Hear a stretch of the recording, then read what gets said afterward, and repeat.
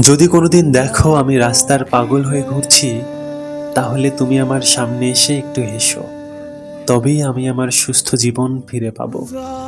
তোমার হাসি পারবে আমার মানসিক অসুস্থতা দূর করতে। যদি কোনোদিন শোনো আমি মরণ ব্যাধি ক্যান্সারে আক্রান্ত, তবে কিছুক্ষণ আমার হাত ধরে পায়চারি করো। তবেই হয়তো আমি সেরে উঠব। তোমার সঙ্গই পারবে আমার শারীরিক অসুখ দূর করতে, আমার ক্যান্সার দূর করতে।